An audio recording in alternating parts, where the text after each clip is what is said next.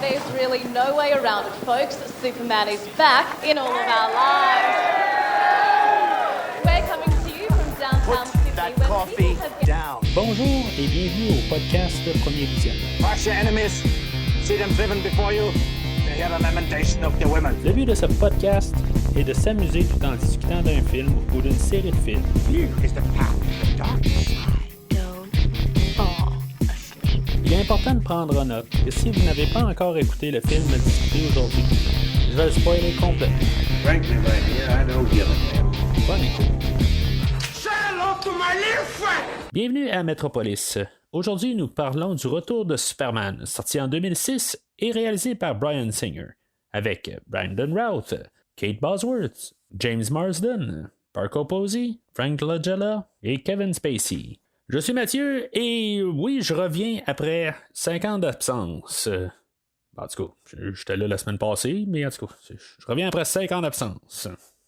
Alors, bienvenue dans l'univers des films adaptés au cinéma de l'univers de DC Comics. On est à peu près à mi-chemin dans la rétrospective. Si maintenant vous voulez voir toute la rétrospective, dans le fond, tous les films là, qui vont être couverts là, au courant là, des prochains mois, ça fait quasiment un an là, qu'on est en train de la couvrir, rendez-vous sur premiervisionnement.com. Vous allez pouvoir voir tous les films dans cet univers-là que je veux couvrir. Dans le fond, là, ça va couvrir à peu près 35 films. On se dirige vers le film de Batman.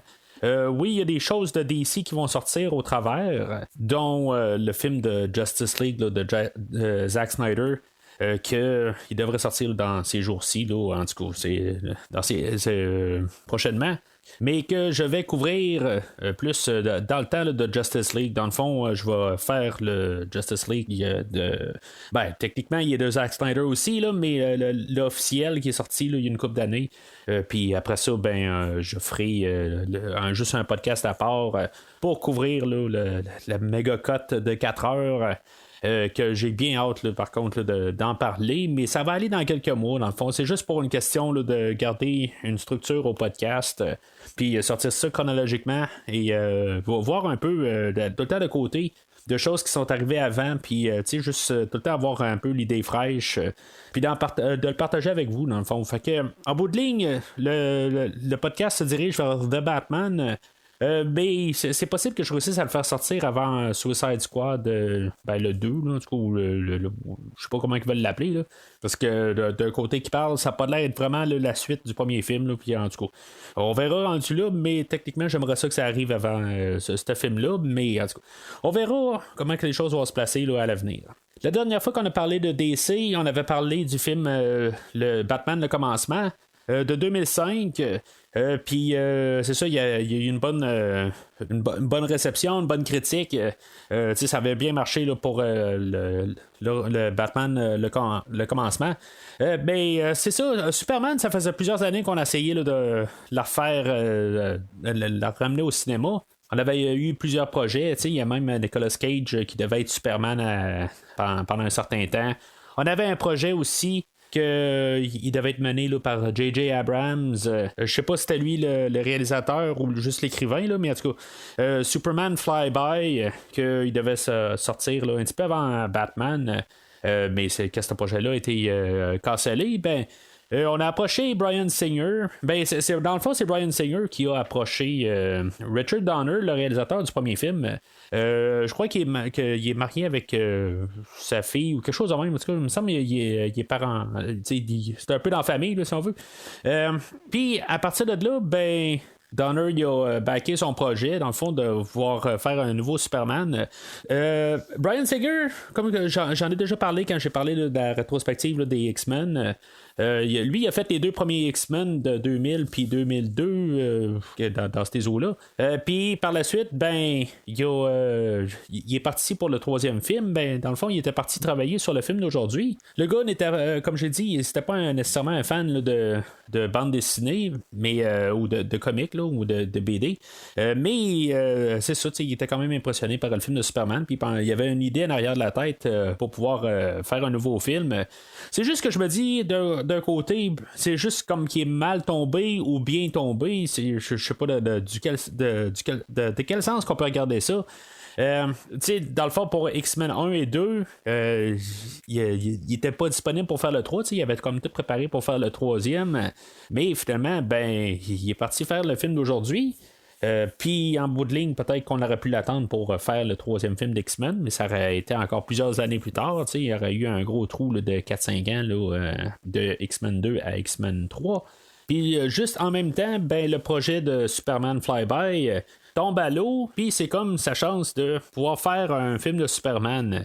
Je vais quand même questionner ça, juste qu'est-ce qu'il pense dans le fond dans sa tête à quelque part. Si c'est pas un gros fan de comics, pourquoi que il voulait vraiment aller faire Superman. Je comprends que c'est un gros morceau dans le fond là, c'est comme quand J.J. Abrams a été demandé pour faire Star Wars. Je comprends que peut-être que J.J. Abrams était plus fan de Star Wars, mais c'est un gros morceau de cinéma. X-Men c'était quelque chose de gros dans ce moment-là, mais Superman reste quand même Superman. Fait qu'en tout cas, aujourd'hui, on va voir aussi qu'il a quand même ramené un peu de son équipe de X-Men, même à l'écran, là, il va avoir ramené l'acteur James Marsden, que lui, il faisait le personnage de Cyclops là, dans les X-Men. Mais il y a aussi la musique, John Hartman, qui avait travaillé avec là, sur le dernier X-Men. Dans le fond, il amène son équipe pour faire le film d'aujourd'hui. Le film d'aujourd'hui aussi, quand j'ai fait le film de Superman 2 à l'époque, ça commence à être loin pas mal. Il y a vraiment plusieurs mois, il y a quasiment un an de ça.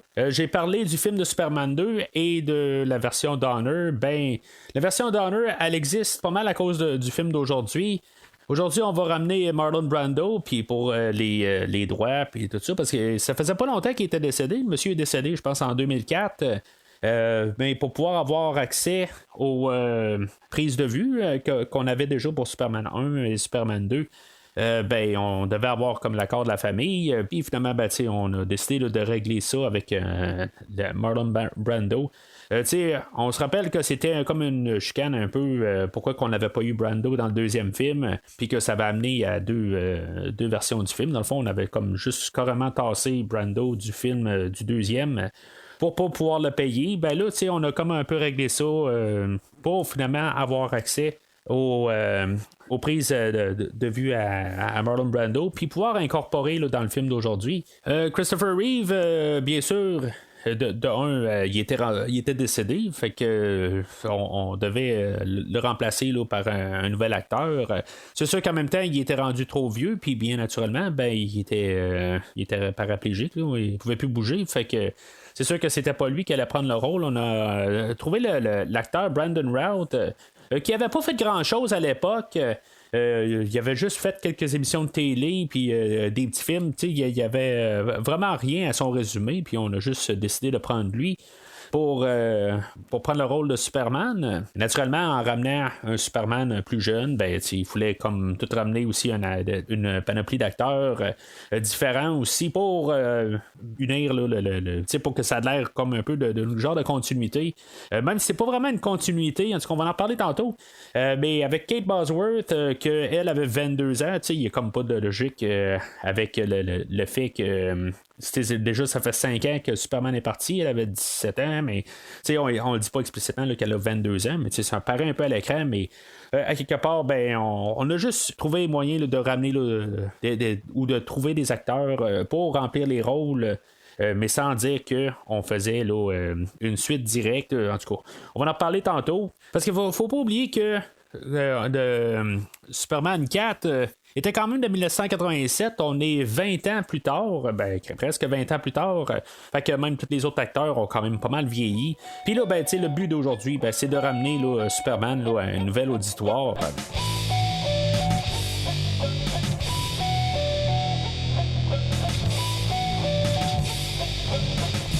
Alors, le film d'aujourd'hui, lui, dans le fond, il veut se centrer plus sur Superman. On va voir plein de façades de Superman. Superman qui a comme quitté pour de vrai comme l'écran. Oui, on a eu, mettons, le film de Steel qui pouvait un peu être une version de Superman. Là. En tout cas, on en a parlé grosso modo. Là, c'est pas un remplacement non plus, mais ça fait quand même pas loin de 20 ans qu'on n'a pas de Superman à l'écran. on va remplacer ça par un 5 ans d'absence, mais que pendant ces 5 ans-là, il y a beaucoup de choses qui se sont produites. On va vraiment miser sur la solitude de Superman. Qu'il revient, puis Lois Lane a refait sa vie, même comme tout le monde a refait leur vie. Ils ont commencé à vivre sans Superman. On a gardé beaucoup Superman pour comme Dieu, dans le fond. C'était un peu comme un symbole d'aide, puis en tout cas, je veux dire, on pouvait comme le suivre là, en guillemets là. Mais c'est ça que en fait que c'est comme s'il les a abandonnés, puis il doit vivre avec les répercussions de ça. C'est beaucoup la thématique du film, de juste voir comment il peut être tout seul. On l'a vu un peu là, dans les autres films. C'est quand même la base du premier et deuxième film, mettons le film de Donner. Juste voir que il est tout seul sur une planète. Mais c'est ça aussi qu'on veut montrer que à quelque part, il doit comme retrouver sa place dans le monde.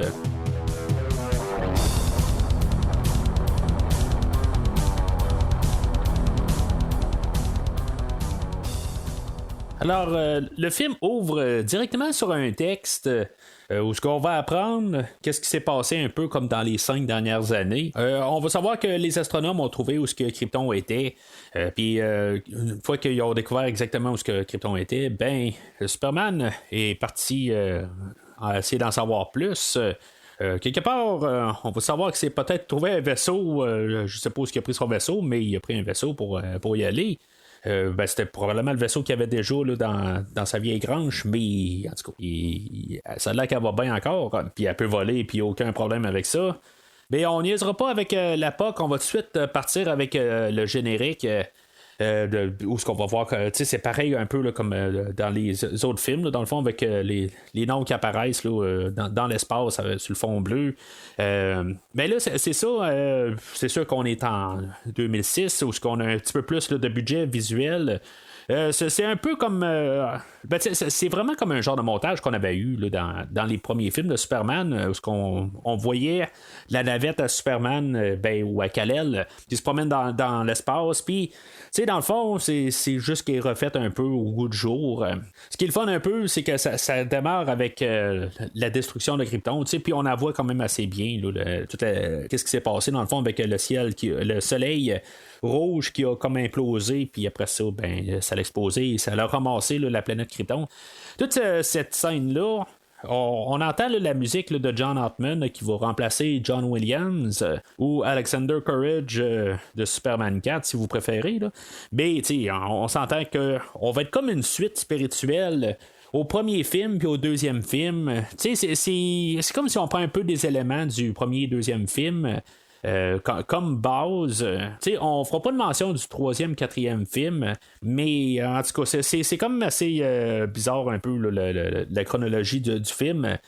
Mais en tout cas, peu importe, on va en reparler tantôt amplement.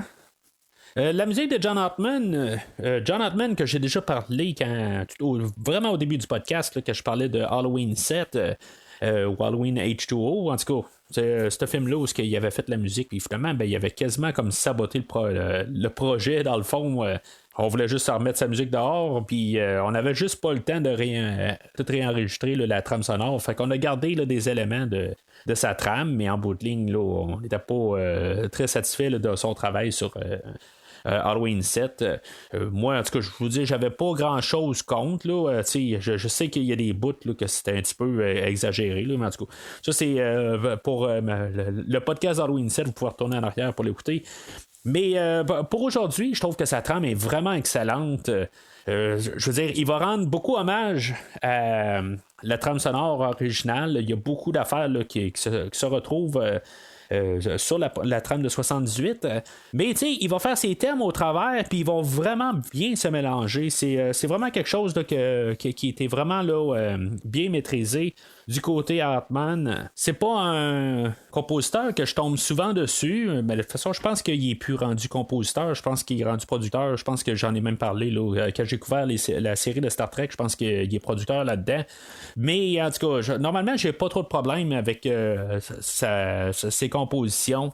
Même plus tard, dans la rétrospective des James Bond que j'ai commencé, ben je sais que je vais en reparler là, quand je vais parler du film de GoldenEye, qu'il avait remplacé un peu le compositeur parce que lui aussi était comme en train de saboter le projet. En tout cas, c'est un peu l'inverse du scénario de Halloween 7. Mais en tout cas, ça, je vais en reparler quand je vais être rendu dans ce podcast-là. Mais en tout cas, ce qui est pas du film d'aujourd'hui, j'ai absolument rien à dire. Puis même ces mélodies qu'il compose, c'est vraiment merveilleux. Je veux dire, c'est une très très belle trame. C'est quelque chose que j'écoute quand même dans la série régulièrement là, quand j'écoute une trame un peu plus de super-héros. C'est pas nécessairement là, le genre de trame que j'écoute souvent, mais des fois à choisir entre le Superman 78 ou celle-là d'aujourd'hui, des fois je vais sauter sur celle-là d'aujourd'hui, puis celle-là de 78 en deuxième. Mais en tout cas, c'est pas que celle-là de 78 est inférieure à celle-là d'aujourd'hui, mais en tout cas, je trouve que il a rajouté quelque chose d'assez bien là, sur la trame de 78. Alors, le film ouvre proprement par la suite avec une madame Gertrude qui est super âgée dans le fond, puis sur son lit de mort, elle va tout léguer à Lex Luthor, qu'elle croit qu'il mérite dans le fond, qu'il essaie de faire une deuxième chance, en tout cas qu'il s'est bien comporté tout ça, fait que elle va léguer toute sa fortune, qu'elle doit être quand même assez riche, pas mal. Tu sais, à un certain point, elle doit vraiment être millionnaire ou quelque chose de même. Elle doit pas être super importante à quelque part, parce qu'en bout de ligne, Lex Luthor, il va hériter d'un bateau puis d'une maison. Puis c'est à peu près ça, dans le fond, un hélicoptère. C'est sûr que moi, j'ai pas le budget pour me payer ça. Là. Je veux dire, avec ce que je fais dans la vie, OK, je suis dans la classe moyenne, mais je veux dire, tout ce que Lex a, c'est dispendieux à quelque part, mais il est pas, il sera pas comparable là, à Bruce Wayne, mettons. Là. Mais je pense que la scène elle sert aussi plus pour réintroduire notre Lex Luthor qui va succéder à Gene Hackman. Cette fois, aujourd'hui, on va avoir Kevin Spacey. J'aurais pas vraiment grand chose à dire contre la performance de Kevin Spacey. Malgré ses problèmes qui sont dans les médias, tout ça, je sais que le gars est un peu dérangé, tout ça, mais tu sais, en tout cas, moi je me fous un peu là, de ce qu'il fait dans sa vie privée, là. Je suis là pour parler du film. C'est sûr que la performance elle va être influencée quand même pas mal par celle-là de Gene Hackman, mais quelque part, il va réussir quand même à aller chercher son personnage à lui, mais tu sais, c'est vraiment comme une suite du personnage de Gene Hackman. C'est sûr que je pourrais m'ennuyer un petit peu de Gene Hackman d'un coup, si maintenant c'était pas un autre acteur, parce que je veux dire, j'irais vraiment rien contre Kevin Spacey rendu à la fin. C'est le personnage, il est juste le personnage qu'il est. C'est la suite du personnage de Gene Hackman, puis il n'y a pas de fois où je me dis Gene Hackman il faisait ça mieux, tout ça. C'est pas mal une belle continuité pour le personnage. Puis Kevin Spacey, il a fait ses devoirs, puis il a pas de l'air à non plus imiter Gene Hackman. Il fait sa job. Puis si on devait succéder à Gene Hackman, je pense qu'on a trouvé là, le parfait remplaçant en Gene Hackman, plutôt Kevin Spacey. Fait que ils vont partir de là, dans le fond, on voit que quand Lex Luthor, quand Madame Gertrude elle meurt, c'est la bonne. C'était Kitty Pryde qui est la blonde à Lex Luthor, dans le fond. Puis après ça, dans le fond, la première affaire qu'ils vont faire, c'est que ils vont partir là, vers le nord pour retrouver là, la forteresse de solitude. Une fois rendu à la forteresse de solitude, c'est là que il va comme plugger un cristal dans le tableau de bord, si on veut. Tu sais, dans le fond, les cristaux, c'est comme des clés USB, mettons. Là, c'est un peu pas mal là, le but là-dedans. Là, c'est juste des données.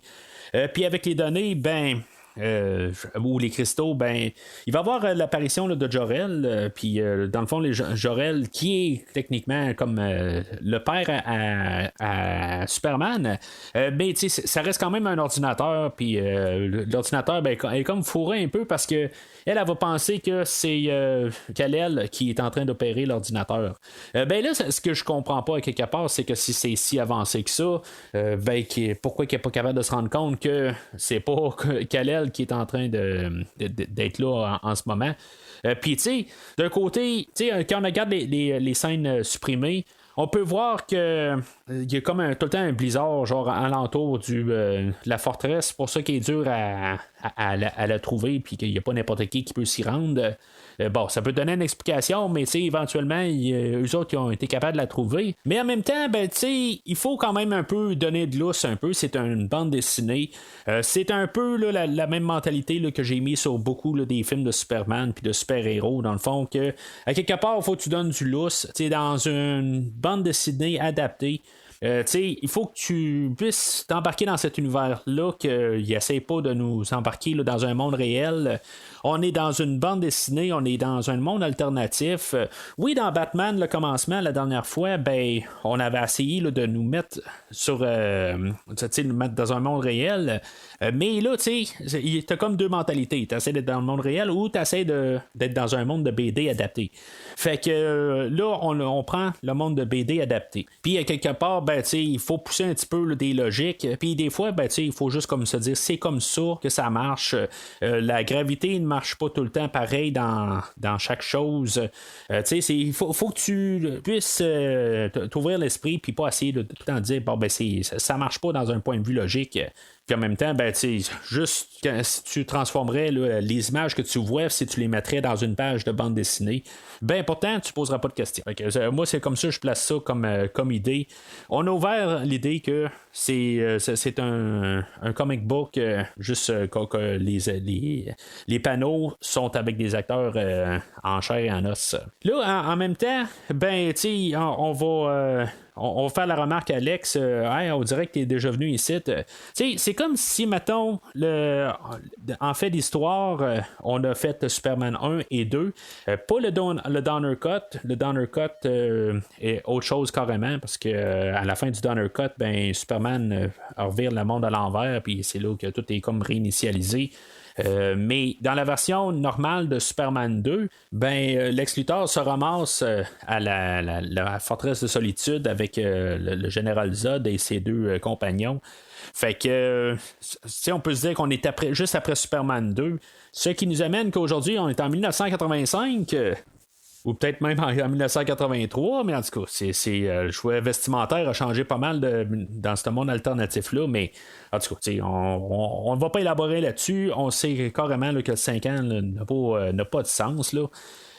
Puis ça va être pas mal la dernière fois que je vais en parler, là, parce que on va voir des cellulaires plus tard. Tout ça, je veux dire, ça n'a pas de sens qu'on est en 1983. Là, fait que, peut-être qu'on peut dire que rétroactivement, ben, on n'était pas en 78 puis qu'on était plus en 98, mettons, là, dans Superman 1. Dans le pire des cas, c'est ça qu'on peut faire. Fait que, moi, je n'ai pas de problème dans le fond avec le timeline dans le film, mais j'essaie juste de placer une place directe là, pour pouvoir dire que, bon, ben, si on fait référence aux autres films, ben, c'est peut-être plus facile de quasiment monter le temps du film de 78 et dire qu'on était en 98, même si des fois les choix vestimentaires, il y a des affaires qui marchent pas, là, peu importe, là, les voitures qu'on voit dans la rue, puis en tout cas, peu importe, il n'y avait pas d'ordinateur quand il commençait à avoir pas mal d'ordinateurs en 98, toutes des petites niaiseries de même, mais en tout cas, c'est une suite vraiment libre, que tu prends ce que tu veux là, des deux premiers films. Fait que c'est ça. Jor-El va tout dire à Lex Luthor. Fait que Lex Luthor va comme un peu savoir tout sur les cristaux. Puis ça va être comme la base de son plan machiavélique là, de pouvoir faire son continent qu'il veut faire, tout ça. Fait que ce qu'on va comprendre là-dedans, c'est qu'il va apprendre que les cristaux vont s'adapter avec selon les minéraux qui sont alentours, puis qui vont pouvoir comme grossir à partir de là s'ils sont touchés avec de l'eau. Puis en tout cas, il va partir avec tous les cristaux en même temps. Ça, on va savoir un peu plus tard là, quand Clark ou Superman va revenir là, à la forteresse. Là, il n'y en aura plus. Mais tu sais, quelque part, pourquoi que Superman n'a pas trouvé une manière que personne ne peut rentrer là quand même? Là, il est parti là, pendant plusieurs années, puis laisser ça juste ouvert de même. Il aurait peut-être pu juste laisser les cristaux ou des affaires à sa maison, là, chez sa mère, là, avec dans le fin fond de la grange, là, mais en tout cas, je vais essayer de ne plus aller là, dans le fond, là, dans le point de vue logique là, de choses que Superman aurait dû faire ou pas faire là, pour avancer l'histoire. Là, des fois, c'est juste des petits détails par rapport.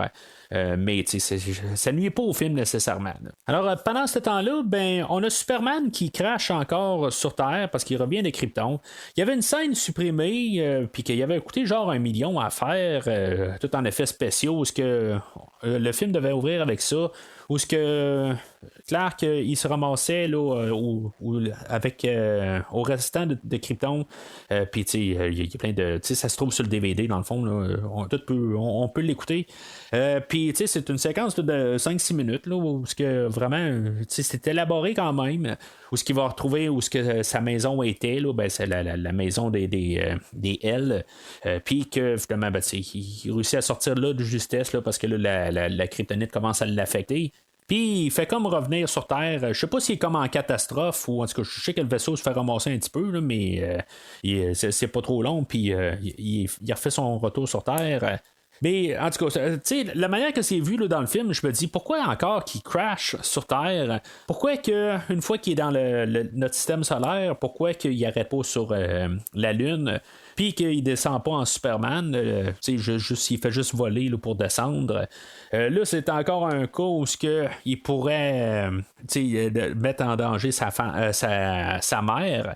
Dans le fond, il réussit à crasher là, mais il y a comme un gros météorite qui crash dans son champ en arrière. Fait que ça rappelle un peu le premier film, mais en même temps, c'est comme quasiment pas logique que là, il pourrait trouver une alternative. Puis il le fait pas. Moi, c'est ce que je pense à quelque part. Le côté, comme je dis, faut pas que. C'est une mentalité comic book. Fait que on peut laisser ça aller. Mais je fais juste dire ça de même, à quelque part. Je pense qu'il aurait pu juste laisser son vaisseau en orbite, puis après ça, juste descendre en Superman, ou même pas besoin d'avoir sa cape pour voler. C'est pas sa cape qui le fait voler. Puis ça aurait comme un peu évité des futurs problèmes. Là, fait qu'en tout cas, dans cette scène-là, on sait que la mère à Clark est encore vivante, ce qui contredit Superman 3 et Superman 4. Mais on est comme supposé être une suite spirituelle à Superman 2. Fait que c'est correct dans le fond parce que peu importe ce qu'on prend ou on prend pas, on peut toujours quelque part embarquer que le Superman 3 et Superman 4 existent puis est parti après, mais en tout cas je sais pas, avec la naissance de son enfant, je sais pas où est-ce que ça fit là-dedans là, mais en tout cas on va en parler tantôt. Fait que là on revoit là, Clark qui se réveille un lendemain, puis il fait comme un peu revenir sur Terre, dans le fond. Là, je veux dire, il est en train de se replacer. Il va ressortir des mémoires là, de quand il était jeune, puis qu'il sautait là, dans le champ. Puis que de plus en plus il sautait haut. C'est un peu dans le fond l'histoire de Superman. Si on retourne là, dans les premières bandes dessinées, il faisait juste sauter, il volait pas, puis finalement il a appris à voler. C'est un petit peu une touche là-dessus. Mais quelque part, juste, OK, on va mettre ça dans un monde réel. OK, Clark qui court dans un champ dans le premier film, il va avoir le père à Clark qui va lui dire, je parle de Jonathan Kent, qui va lui dire peut-être que t'es mieux d'essayer de pas t'arranger pour qu'on voit tes super pouvoirs. Puis là, je veux dire, en train de sauter dans un champ, OK, c'est beau. Les voisins sont bien loin, mais on s'entend que. Ça peut se voir quand même, là, à la hauteur qui saute, ou il y a juste une voiture qui passe, tout ça, c'est quoi qui est dans le ciel, là, mais je pense que c'est une question là, de faire un petit montage là, de juste de prequel ou quelque chose de même, juste pour un peu remonter un peu l'origine de Superman. Est-ce que en 1978, quand Clark s'est ramassé à la forteresse de solitude, est-ce qu'il a vraiment passé là, genre 12 ans à la forteresse de solitude puis qu'il n'est jamais sorti de là? Ça, on le sait pas tout à fait. Je veux dire, c'est monté comme si, mettons, il a passé 12 ans là, mais il est revenu un peu à la ferme à sa mère entre-temps, mais une fois de temps en temps. Qu'est-ce qui s'est passé exactement? On n'a pas là, vraiment accès là, à ces 12 années-là. Mais on voit quand même que Clark, il est quand même assez jeune. Puis il est déjà capable de voler. Là, en tout cas, c'est juste comme un petit montage. Là, puis honnêtement, là, j'ai pas de problème avec ça. Là, c'est juste pour comme alléger un peu, qu'il y ait un petit peu là, de super pouvoir. Parce que ça va être un petit peu plus qu'une demi-heure avant qu'on ait là, la première scène d'action. Là, c'est quand même assez long. Il y a beaucoup là, de mise en place avant d'embarquer là, dans l'histoire proprement. Là. On va savoir là, dans les scènes supprimées que Martha Kent, la mère à Superman, elle a comme un peu repris sa vie aussi. Puis si mettons on a regardé ces scènes-là, ça aurait plus mis aussi l'emphase que la vie a continué quand même sans Superman. Ça aurait peut-être été comme vraiment frappé tout le temps sur le même clou. Parce qu'en même temps, Clark, par la suite, va se ramasser au Daily Planet. On ne sait pas exactement là, dans la vraie version qu'est-ce qui se passe, qu'est-ce qui s'est passé pendant les 5 ans. On a plus un peu l'idée, quand on regarde les scènes supprimées, que la mère à Clark, elle a envoyé là, des cartes postales là, parce que elle disait que Clark se promenait là, dans comme fait le tour du monde, tout ça. Fait que il envoyait des cartes postales d'un peu partout. Fait que ça gardait comme son personnage existant ou vivant pendant ce temps-là, pendant le départ de Clark vers Krypton. Fait que je trouve que c'est juste un peu quelque chose qui m'avait tout le temps tanné en écoutant le film, parce qu'en bout de ligne, les scènes supprimées, je les ai déjà écoutées, mais je n'ai jamais vraiment pris note là, de ça. Je pense que je les ai écoutées une fois, puis c'est tout, là, genre en 2007, quand le film est sorti en DVD. Là, fait que j'ai pas, je sais pas, quelque chose là, que j'ai tout le temps en tête là, quand j'écoute le film. Là. Je dirais que ce film-là, c'est peut-être là, la 10e fois que je le vois, ce film-là. Je suis quand même un peu familier avec, mais sans plus. Mais en tout cas, fait que quand il se ramasse au Daily Planet, c'est là aussi que on va voir pourquoi que Perry White il redonne sa job. C'est une question aussi que il existait quand même là, c'est pas comme s'il est disparu pendant 5 ans puis il est revenu. Je trouve que ça l'aurait rajouté là, quand même juste de savoir les cartes postales là, mais en même temps je pense que ça l'aurait rajouté que la scène avec Martha Kent qu'elle a trouvé un autre amant tout ça, fait que à quelque part on veut couper un peu dans le temps, mais ça aurait quand même allongé le film là. Parce qu'il faut pas oublier que c'est un film quand même là, de 2h34.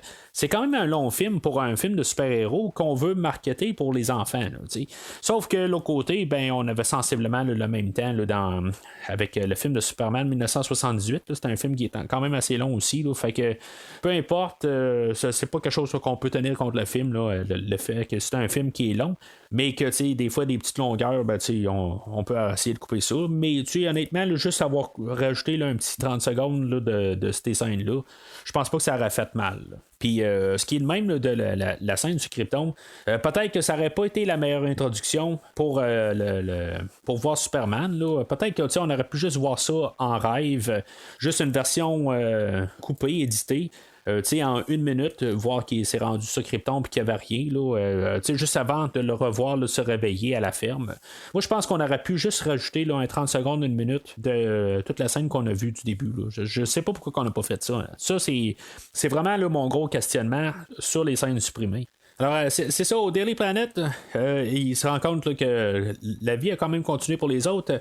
Il va voir les articles de Lois Lane qu'elle a écrit maintenant là, pourquoi que le monde n'a plus besoin d'un Superman, qui était comme un peu l'inverse là, de l'article qu'elle avait écrit dans le film de 78, qu'elle avait passé une nuit avec Superman. En tout cas c'est un peu pour montrer là, la thématique du film là, de la place de Superman, qu'est-ce qu'il vaut dans le fond, tout ça, c'est là aussi qu'on a ces idées là, mais en même temps c'est ça aussi je disais avec la scène de Martha Kent, ça aurait été comme peut-être frappé encore sur le même clou là, en peu de temps. Dans cette scène-là aussi, on va avoir l'introduction là, du nouveau Perry White là, qui est joué par Frank Langella. Puis aussi là, notre nouveau Jimmy Olsen. On ramène les mêmes personnages, dans le fond, qu'on connaît là, de tous les autres films de Superman. Puis c'est correct, dans le fond, c'est tous des nouveaux visages pour la franchise, je parle. Mais c'est juste un peu là, de nous replacer, puis de nous garder quand même là, dans l'univers de Superman. Alors, pendant ce temps-là, on a Lex Luthor qui est en train là, d'expérimenter là, avec les cristaux. Puis là, il y a vraiment là, un petit grain là, de cristal là, qui va tomber là, dans l'eau, là, dans une grosse maquette. Puis c'est quasiment un peu symbolique. Dans le fond, il y a la petite grenaille qui va tomber là, dans le petit bassin d'eau de la maquette, qui va faire comme tout... qui va ramasser carrément la maquette. Un petit peu symbolique là, de la petite la grenaille de kryptonite plus tard qui pourrait ramasser toute Metropolis. Alors dans les expérimentations, c'est ça, une fois que ça tombe dans l'eau, ça fait comme créer là, une impulsion électromagnétique, là, un IEM là, ou IMP, là, en tout cas, je sais pas comment que vous préférez que je dise ça, là, mais en tout cas, l'impulsion électromagnétique que ça va faire, ça va être super méga. Ça laisse un peu poser des questions quasiment dans 1978 quand Clark a lancé le cristal dans le pôle Nord, jusqu'à où que l'impact ça l'a frappé où? OK, il était dans le pôle Nord total. Là, le fait que Lex est à Metropolis, c'est peut-être juste dans Metropolis, là, mais on sait que Super-Héros dans le ciel aussi, il y a Lois Lane qui est en train de couvrir un reportage là, sur un avion Genesis. C'est un programme de mission de fusée, dans le fond, qui est envoyé dans l'espace, mais sur un avion. Puis, tu es en train de couvrir cette histoire-là, puis c'est ça, très haut dans le ciel, il y a des répercussions de l'impulsion électromagnétique. Là-dedans, il y a des manques de courant là, partout là, dans Metropolis. Puis même sur l'avion, c'est ça, il y a comme un manque de courant, puis là, finalement, les moteurs arrêtent tout, puis là, finalement, ils vont reprendre, mais il va y avoir des bugs là-dedans que la fusée, elle pourra pas décoller directement. Sans être déclenchée, là, elle va rester quand même agrippée à l'avion. Puis le compte à rebours de séquence de lancement sera pas. Ils pourront pas l'arrêter. Là, fait que ça va faire tout que l'avion va être propulsé par la fusée du dessus, puis qu'en tout cas, il va avoir. Ça va virer en chaos total. Fait que ça va faire sortir finalement Superman. On est genre à 35 minutes du film. C'est là qu'on va avoir le Superman là, qui fait sa job comme qu'il doit faire. Là, j'ai pas encore parlé là, de Brandon Routh en Superman et Clark Kent. Pour faire les deux rôles, je dirais que je le sais pas. On a trouvé un acteur qui ressemble beaucoup à Christopher Reeves. Puis tu sais, dans tout le film, il va être quand même bien entouré, puis je pense que ça va jouer un petit peu contre le personnage ou l'acteur plutôt. Il manque beaucoup d'expérience peut-être, il manque de présence. C'est sûr que le gars, il est quand même assez planté, mais c'est pas parce qu'il est planté qu'il y a de la présence. Oui, il va ressembler beaucoup à Christopher Reeves, puis par de biais, il va ressembler beaucoup à Superman qu'on avait sur la page, mais quelque part, je pense qu'on aurait dû peut-être au pire aller avec quelqu'un qui ressemble un petit peu moins à Christopher Reeves, puis qu'on ait un petit peu plus là, de talent. Je veux pas être méchant, c'est pas parce que je veux attaquer Brandon Routh. Le gars, je veux dire, il a quand même une carrière là, par la suite. Il a joué dans beaucoup d'affaires, puis il s'est probablement bien amélioré. Sauf que pour le film présent, oui, honnêtement, il y a des choses que j'ai vues là, dans la rétrospective, notamment Christopher Reeve, que je pensais que c'était un acteur plus ou moins correct. Dans les films de Superman, je trouve qu'il n'aurait pas pu trouver mieux. Puis que une chose que je ne savais pas, c'est que Christopher Reeve est un bon acteur pour faire le rôle de Superman. Même s'il n'avait pas fait grand-chose en 78, il avait pris la bonne personne, puis il était capable de sortir vraiment tout assez bien. Puis tu sais, on était capable d'embarquer dans sa prestance, sa performance. Puis Brandon Routh, ben, il manque un petit quelque chose. C'est sûr que là, quand on voit Superman, en général, la plupart, ou en tout cas la moitié des scènes qu'on voit en Superman volant, ben, il est remplacé par une image de synthèse. Fait que c'est sûr que ça l'aide pas pour le Superman quand il est en costume. Mais c'est pas juste ça. Il y a des scènes quand même avec lui là, filmées, puis que juste des plans rapprochés, des affaires de même. Je pense qu'il est mieux en Superman qu'en Clark Kent. Mais en tout cas, je pense que si maintenant on voulait mettre le film sur ses épaules, je pense qu'on aurait dû chercher un petit peu plus. Je peux laisser ça à ça. Puis des fois, là, ben, c'est une question là, de se dire, ben, il faut avoir quelqu'un là, d'assez grand et imposant. Ben, avec les trucs de caméra, on est quand même capable de jouer là, sur beaucoup là, de choses. Le Seigneur des Anneaux là, qui était sorti une couple d'années avant, ben, avait réussi là, juste avec des illusions d'optique qui coûtaient pas cher.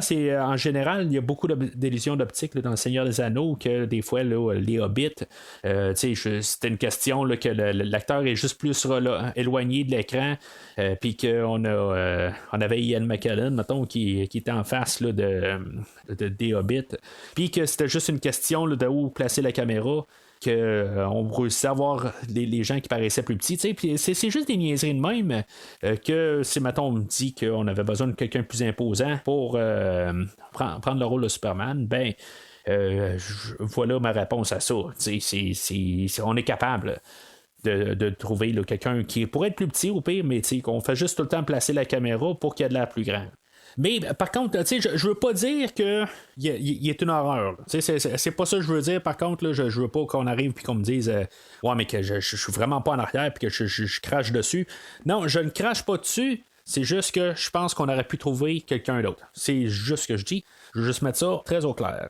Fait que toute la séquence de l'avion, puis en tout cas tout ce qui se passe là-dedans, là, puis que finalement l'avion il a réussi à l'arrêter là, au milieu là, d'un terrain de baseball, ben tu sais, en tout cas je trouve ça quand même assez, c'est quand même assez spectaculaire pareil. Là. C'est bien fait, c'est quand même une belle manière de ramener le personnage de Superman, puis que c'est pas toujours le traditionnel de bon méchant, puis qu'il doit comme sauver du monde, sauver Lois Lane je sais pas, comme dans Superman 2 où elle était à la tour Eiffel, je pense, là, en tout cas, elle était à Paris, puis il y avait des criminels, tout ça, c'est plus une genre de catastrophe naturelle, ben pas naturelle, là, mais ça aurait pas pareil aussi au film de 78 où ce que Lois Lane était en détresse là, dans un hélicoptère là, qui a comme perdu le contrôle.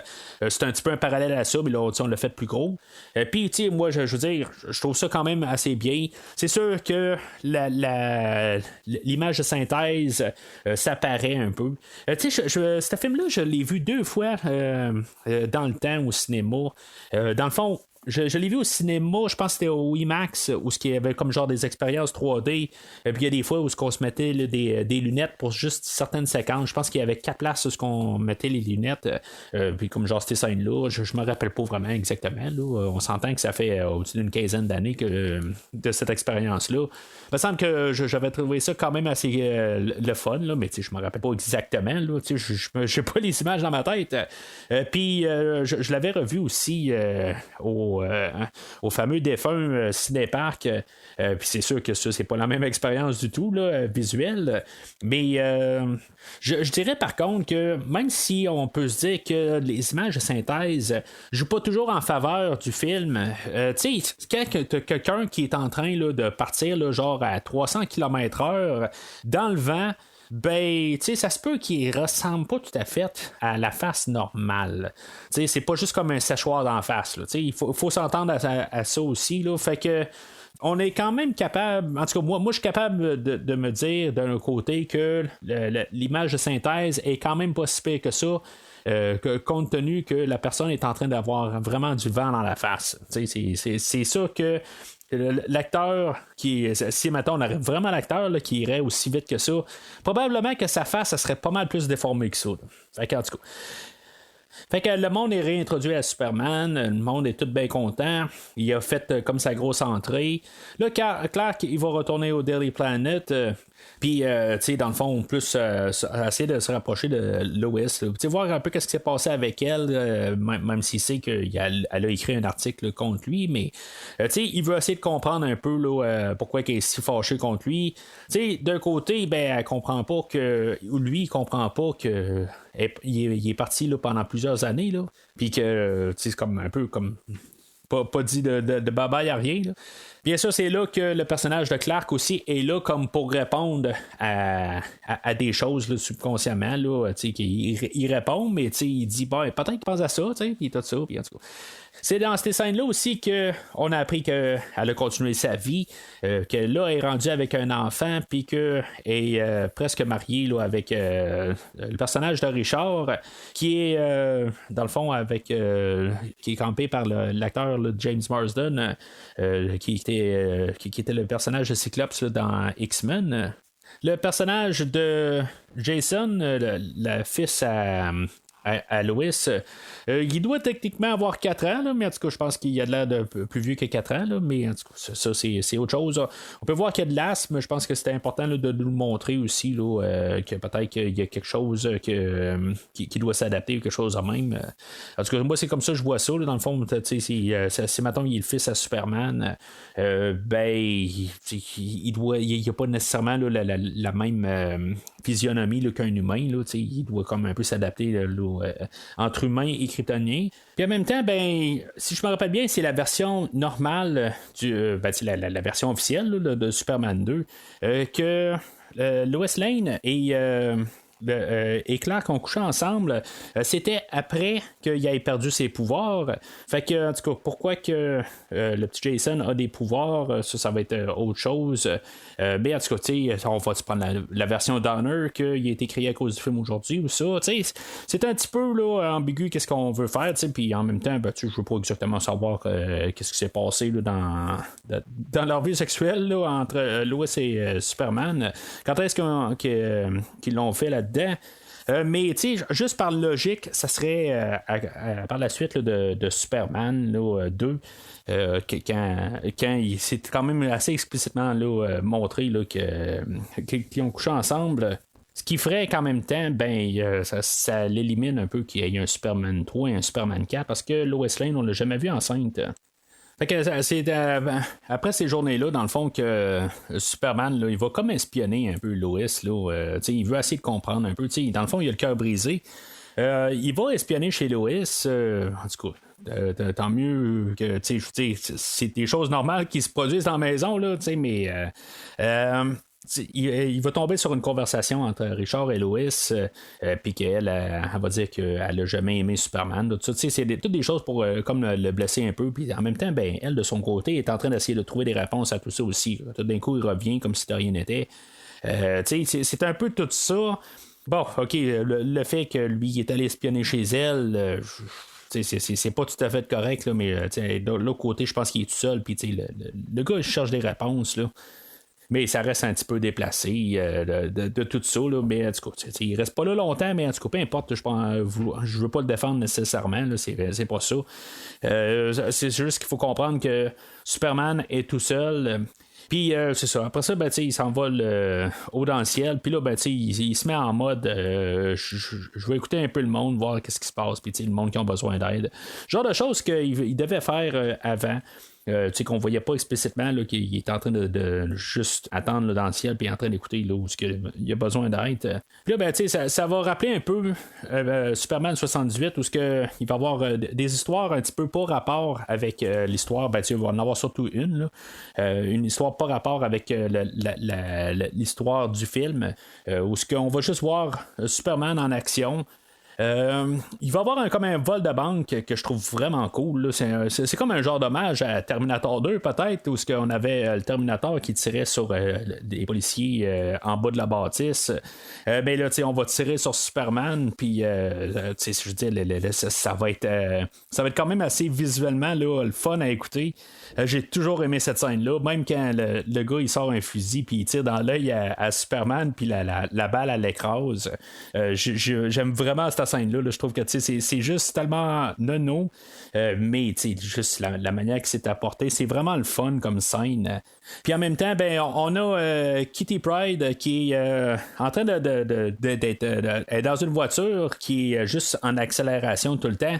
Les breaks, il y en a plus, elle n'est pas capable d'arrêter, fait que la voiture a fait juste avancer, puis finalement, ben, Superman va aller la secourir.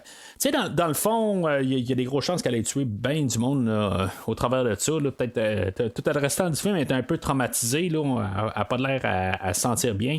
C'est sûr que dans ces scènes-là, je pense qu'elle tombe aussi sous le charme de Superman. Mais c'est ça, un peu dans tout ça, là, on voit qu'elle se sent mal là, par la suite. On va avoir un hommage à la bande dessinée de Superman, là, le premier comic où on a Superman là, qui soutient une voiture. Puis même la voiture est bossée en face, la façade, le devant de la voiture est bossé, tout ça. C'est vraiment comme la même image. Je trouve ça quand même le fun. C'est juste une image que je pense que en dehors de cette rétrospective-là, je ne l'aurais pas vue. Mais parce que j'ai lu quelques comics là, pour la première séquence là, quand j'ai parlé là, des films de Superman des 80. Puis c'est ça, juste voir ça de même, là, je veux dire, c'était frappant, puis c'était vraiment cool, là, juste là, ce petit hommage-là. Puis des fois, les petits hommages, c'est le fun quand il y en a un ou deux que c'est parsemé un petit peu partout là, dans un film, mais il faut savoir juste en mettre juste assez. Un peu plus tard aussi, quand justement, avec cette photo-là, on retourne au Daily Planet, puis la seule photo que Jimmy Olsen a réussi à attraper de Superman, ben, Superman est en train de voler super haut dans le ciel, puis ils sont en train de regarder la photo, puis ils répondent it's a bird, it's a plane. Puis je veux dire, c'est juste un peu là, dans un hommage à l'émission de Superman de 1950. Là. Fait que, c'est tout ça un petit peu. Là, c'est juste des petits hommages rapides, mais ça n'encombre pas le film. Puis c'est ça, je pense, qui est important aussi dans des films. Que des fois, dans les films d'aujourd'hui, c'est comme un peu trop de Easter egg. Là, je pense que, on en a 2, 3, peut-être que j'en ai pas. Il y en a d'autres là, qui me viennent pas à l'esprit, là, ou qu'il y en a peut-être carrément, je ne sais pas. Mais en tout cas, juste doser de même, on a fait un petit clin d'œil, puis c'est bien correct. Dans le fond, là, dans la série là, des James Bond là, que je suis en train de couvrir aussi, en parallèle, plus tard dans la série, là, vous allez m'entendre parler là, de comment que je déteste ça, des clins d'œil ou des sur-clin-d'œillages, ou je sais pas comment on peut appeler ça. En tout cas, rendez-vous dans cette rétrospective-là. Je vais en parler en long et en large là, quand on va juste faire des clins d'œil au lieu de se concentrer sur un film. Puis c'est ça. Je veux dire, dans un film comme aujourd'hui, je trouve que c'est juste quand même assez bien dosé. Là. Le fait que Kitty Pryde avait pas de break sur sa voiture, puis que dans le fond c'était pour distraire Superman pour qu'il aille secourir Kitty. De tuer plus de monde. Je dis plus parce que c'est sûr qu'il y a quelqu'un qui est mort là-dedans. Là. Dans le fond, pendant ce temps-là, Lex et ses 4 compagnons, eux autres, ils étaient en train de cambrioler un musée. Puis en train de voler là, un morceau de kryptonite.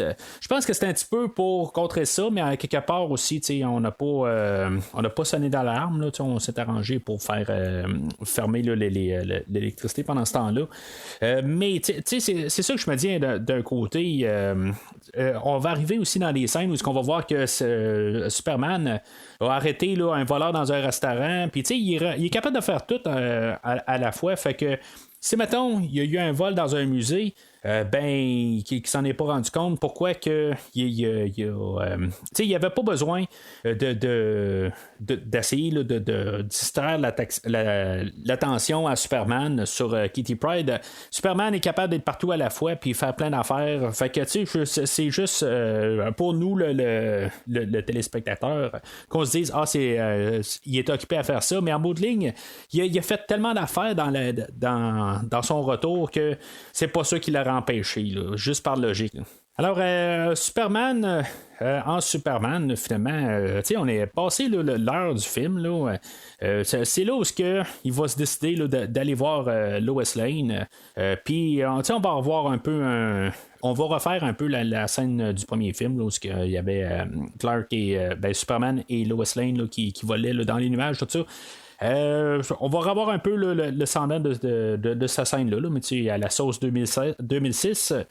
Si mettons on l'avait pas comme compris un peu avec les scènes précédentes, tout ce qu'on avait vu Superman dans le ciel en train d'écouter, ben il va l'expliquer à Lois Lane que lui, il entend tout. Puis il vit avec ça. C'est comme un peu, on est en train de montrer un Superman que il est cassé en dedans. Là, ça va mal, il est en détresse un peu. Oui, à quelque part, il n'a pas été capable de parler à Lois Lane pour lui dire qu'il va quitter pour 5 ans.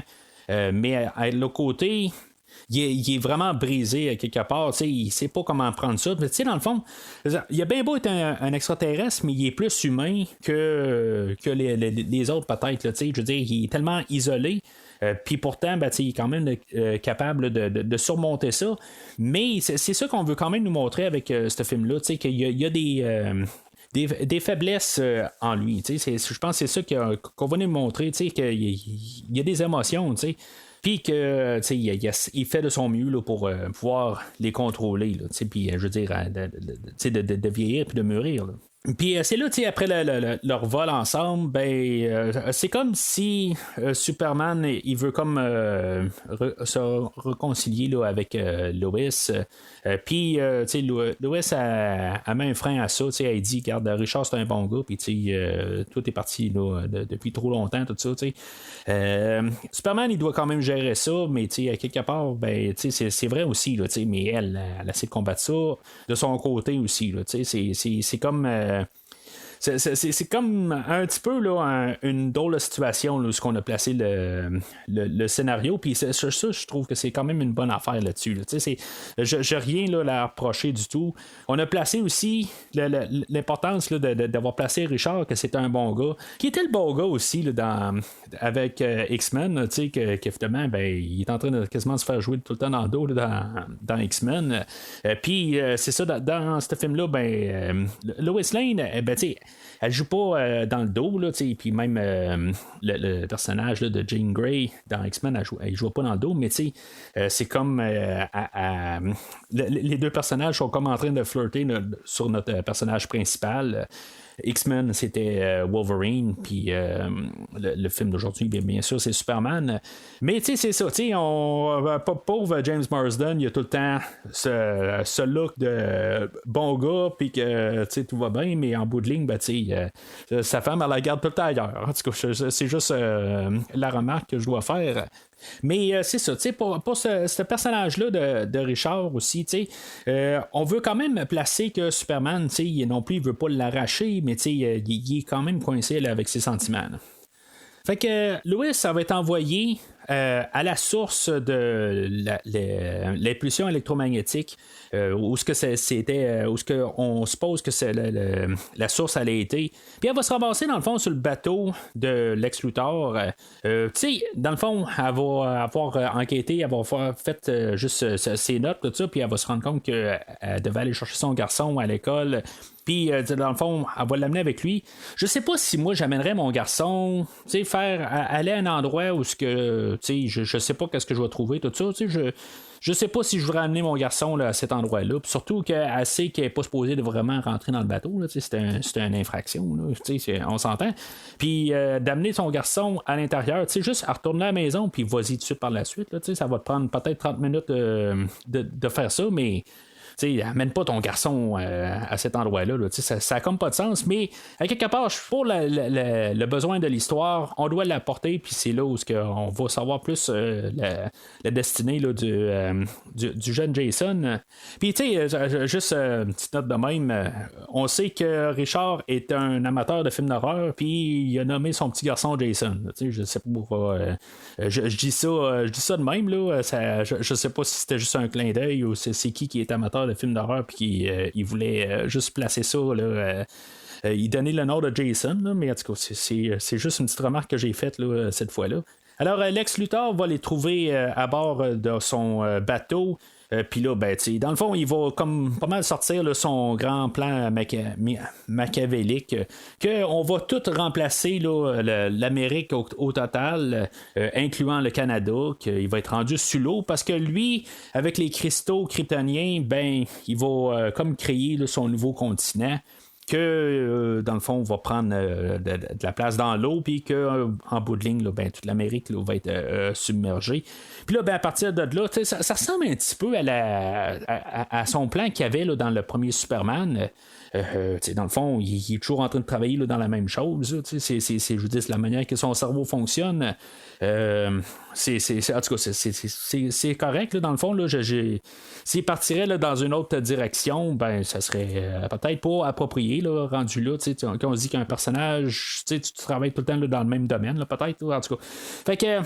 Le but là-dedans, c'est qu'il veut revendre des nouveaux terrains, puis être super riche là, par la suite.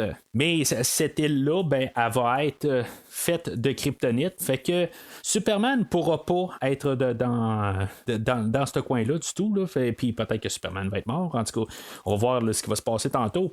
C'est un plan un peu ingénieux, mais c'est là un petit peu par contre que, comme je dis, c'est une bande dessinée adaptée. Il faut en laisser aller, puis tout ça. Puis j'aurais pas de problème ultimement avec qu'est-ce que je vais parler là. Mais tu sais, comme dans Superman 1, le cristal qui a fait la forteresse de solitude, ben, c'est un cristal vert que, dans le fond, il était programmé pour faire ça. Là, le cristal qui peut faire, qui peut grossir comme un continent, tout ça. Puis là, ben, c'est pour ça qu'il a pris aussi tous les cristaux, puis qu'il va tous les domper dans l'eau. Mais en même temps, on n'a pas eu tout le savoir de Jor-El que Lex Luthor a eu. Fait que, je suis quand même capable de laisser ça passer. Il n'y a pas de problème avec ça, tout à fait. C'est juste c'est un petit peu exagéré, mais on est dans une BD, il ne faut pas oublier ça. Mais en même temps, ben, il fallait pas que Superman échappe un cristaux dans l'eau à sortir ou quelque chose de même. Peut-être pour ça qu'il n'a pas voulu les faire sortir de la forteresse. Parce que si, mettons, il partait trop vite puis il en échappait un, ben, il pourrait se ramasser avec une deuxième forteresse juste à côté, tout ça, t'sais. C'est peut-être ça pourquoi il a laissé les cristaux sur place, là, mais en tout cas, je trouve que c'est un petit peu exagéré, puis c'est un petit peu forcer la note là, sur qu'est-ce qu'on connaît là, déjà là, des cristaux. Mais en même temps, ben, Lex Luthor, il y a eu le Director's Cut de Jor-El, puis il a pu en savoir plus, là, qu'est-ce que nous autres on a vu à l'écran, là, juste basé sur les deux premiers films. Fait que c'est dans ces scènes-là aussi, là, quand Lois et son garçon Jason sont pris en otage, que finalement, ben, on a la révélation là, que Jason a peut-être des super pouvoirs. C'est pas mal certain de ça. T'sais, on va jouer un petit peu avec cette idée-là. Est-ce que ça l'est ou ça ne l'est pas là, jusqu'à la fin du film? Ben, c'est sûr que nous autres, on le sait, mais Superman ne le sait pas. Est-ce que Jason le sait ou il ne sait pas? Ou même, est-ce que Richard, est-ce qu'il sait que c'est pas son garçon? Ça c'est une question aussi, je me demande. Est-ce qu'il pense que c'est vraiment son garçon ou il sait que ça vient d'une autre union là, probablement que lui il sait que c'est pas son garçon. On nous en fait pas la mention, puis on s'arrange là, dans le scénario pour tout le temps contourner là, qu'on réussit pas à dire que c'est son garçon là, c'est quand même une belle manière là, qu'on a, on a réussi à passer ça au travers, puis ça passe inaperçu. Mais en même temps, ben c'est ça. Si on en revient à Superman 2, ben c'est quand est-ce qu'il a couché avec elle? C'est-tu quand il avait ses pouvoirs pas, tout ça, puis ça dépend de la version du film, tout ça. Fait que si on y va sur la version du film original, ben c'est après qu'il avait plus de pouvoir. Fait que en bout de ligne, on s'entend qu'il n'y avait plus de pouvoir pour à donner là, pourquoi que Jason a des pouvoirs, tout ça. Fait que on a forcé un peu à note. Là. Puis honnêtement, là, j'ai pas de problème avec ça nécessairement. Là. Fait que pendant qu'elle était captive, Lois Lane a réussi à envoyer un fax pour donner les coordonnées qu'elle était là, dans l'Atlantique. Elle n'était pas si loin que ça de Metropolis, mais du coup, au moins elle a donné, là, parce qu'on s'entend là, que c'est comme c'était comme perdu là, dans l'océan. Il faut quand même qu'on ait des coordonnées. Fait que malgré tout, il y a il y a Richard et Clark qui vont fouiller dans l'ordinateur à Lois pour savoir sur quelle piste qu'elle était. Puis vraiment, c'est juste quasiment pour montrer qu'elle a quand même encore là, des Superman dans la tête, là, parce que elle utilise le code de Superman pour rentrer là, dans son ordinateur. Mais en tout cas, ils vont. Je pense que c'est un hommage aussi à Superman 1 ou 2, je sais pas lequel, où ce qu'on voyait Jimmy Olsen là, qui prenait des photos dans la salle de presse. Puis c'est ça, je veux dire, on est juste dans la salle de presse, il s'amuse à prendre des photos tout le monde. Puis là, tout d'un coup, ben, il va tomber sur la feuille de fax qu'on se demande c'est quoi exactement. Puis finalement, ben, ils ont compris que c'est les coordonnées. Fait que Richard, lui, va prendre son avion. Puis Superman, ben, naturellement, il n'y a pas besoin d'avion. Mais pendant qu'il va se diriger vers les coordonnées, il va se rendre compte qu'il y a comme un craquement, comme une fissure là, dans le sol sous l'océan qui se dirige vers Metropolis. Fait qu'il est comme un peu déchiré, puis dans le fond, il fait le choix de retourner à Metropolis, là, puis essayer là, d'éviter les dommages. C'est sûr qu'il y a probablement là, du monde qui se font tuer encore là, dans cette attaque-là. Mais, je veux dire, il y a comme un choix à faire. Là. Une personne versus toute la population là, de Metropolis. Là, on va avoir encore un Superman là, qui est en train là, de limiter les dégâts partout. Il est partout à la fois. Puis, tu sais, c'est une séquence qui est quand même assez rapide, mais on dirait que tout découle là, du Daily Planet. C'est comme le globe du Daily Planet là, qui essaie de tomber là, sur Perry White, puis que Superman va attraper. C'est comme un peu une réplique de la scène hommage là, la couverture la première bande dessinée. Puis il y a Jimmy Olsen qui finalement il va réussir à avoir sa photo de Superman, mais tu sais c'est comme genre la même photo là. Comme juste trouvé ça un petit peu drôle un peu, puis comme juste comme drôle pas haha là, c'est juste drôle d'avoir fait le choix d'avoir refait la même scène que tantôt là, tu sais c'est comme on vient de nous marteler 2 fois la même scène là. Je trouve ça un petit peu on aurait dû faire autre chose là, tu sais juste trouver une autre posture, je sais pas, tu sais c'est juste que c'est la même affaire.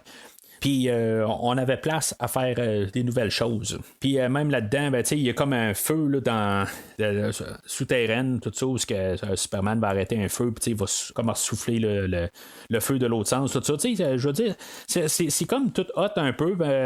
Superman qui arrête des débris de vitre de tomber sur la population, puis il utilise ses yeux, tout ça. Il utilise tous ses pouvoirs.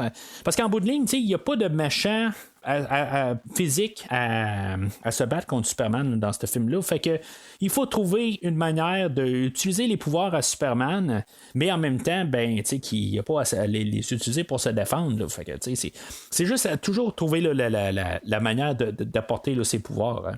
De l'autre côté, ben c'est ça, il y a Richard qui réussit à arriver là, sur le bateau là, pour sauver Lois et Jason, que le bateau, lui, dans le fond, il y a comme un pic là, qui pendant ce temps-là, qui est en train de transpercer le bateau, là, puis que le bateau ben, est sectionné en deux. Puis que finalement, ben, ils sont comme coincés là, à l'intérieur là, du bateau. T'sais, il essaie de sortir de la salle qui sont dedans, puis la porte, elle ferme carrément là, sur la tête à Lois. Je veux dire, drette morte là. Ça, c'est quelque chose, là, bande dessinée ou pas. Là, je veux dire, la porte là, est genre 10 pouces d'épais. C'est du gros fer. Je veux dire, ça y tombe sur la tête. Je veux dire, tu reçois une table sur la tête de juste un demi-pouce en bois.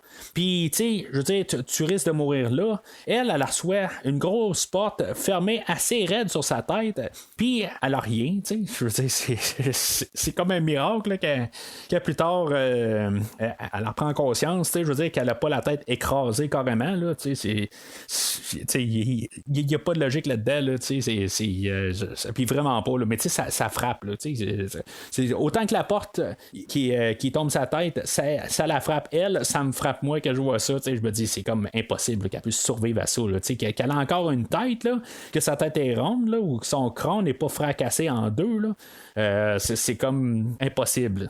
Par contre, juste l'image, il faut voir aussi que Richard c'est un bon gars, puis je veux dire, il est héroïque, il fait ce qu'il peut aussi, il est en train de sauver sa petite famille, puis que là, ben, il réussit pas à les sauver, puis que on a besoin de Superman qui arrive. Je trouve que quand même tout le visuel de ça, Je trouve ça hot pareil, je veux dire, on exploite Superman là, parfaitement là, dans qu'est-ce qui est ses capacités là, on utilise le personnage là, comme il faut qu'on l'utilise.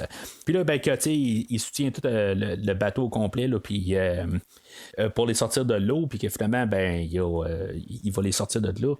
Puis il va les renvoyer là, en sécurité. Ben, c'est vraiment c'est parfait là, comme section. Puis j'aime vraiment toute cette section-là du film, puis dans toute la manière que c'est monté. Là.